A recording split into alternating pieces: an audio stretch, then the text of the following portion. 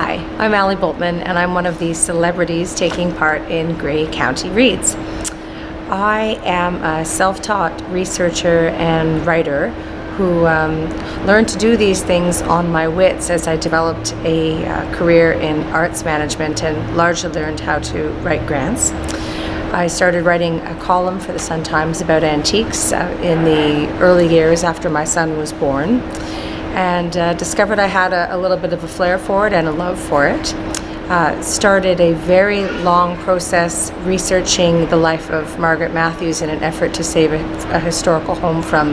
getting torn down, which has led to the development of a historical fiction book, which I hope to publish someday before I die. I wrote some regular columns for Mosaic magazine, The Acorn, published a little bit with the Ontario Museum Association, and now I've been asked to do this, which is a wonderful opportunity to highlight a book by one of my favorite authors, Thomas King, and the book is The Back of the Turtle. A quick summary of The Back of the Turtle: there is a brilliant scientist, an Indigenous scientist, named Gabriel Quinn, who has disappeared. Gabriel Quinn is the scientist who works for Dominion, who went into the field of science thinking he could save the world, and instead, of course, he's created things that have been used against the world to poison watersheds and oceans, all in the name of corporate greed, to try to more easily be able to lay pipelines across pristine land. They would use some of the herbicides and things that he created to try to help with things like famine that instead have destroyed the world. And Dr. Quinn, when learning that one of the experiments that he has created has actually been the cause of the ruin of the reservation where his mother and his sister lived, has abandoned his post and gone back to the land of his mother and his sister. It wasn't anywhere he had actually lived as a young person, because he had gone away with his father, but he goes back and meets a woman named Mara and a hilarious Scot named Nicholas Crisp, who's one of my favorite characters in the book, and he actually goes back with the intention of killing himself, and instead, while he is clinging to what's called the apostles, these basalt columns in the ocean, waiting for the tide to carry him away, he ends up saving the lives of these people, or these creatures, depending on who you think they are, and finds a renewed purpose in life through that experience. His relationship with Soldier the dog, Nicholas Crisp, and Mara, this very sharp, very smart woman, an artist who has also gone back to the reservation too late to save her family as well. And the bond is formed between them, and they both find a bit of a renewed purpose in life. But all of this is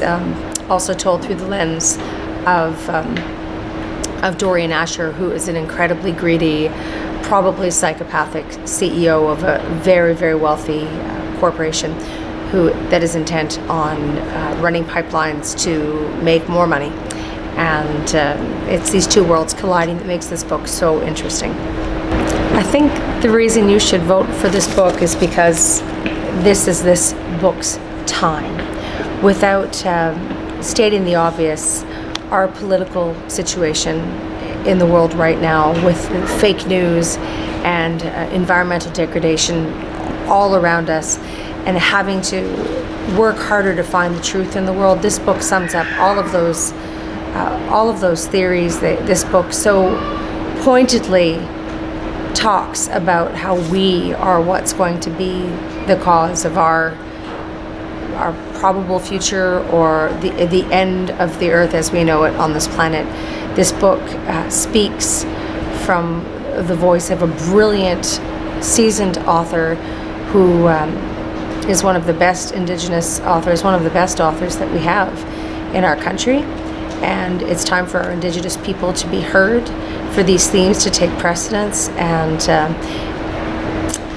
to hear all of that intelligence, all of that wisdom, all of that, the years of history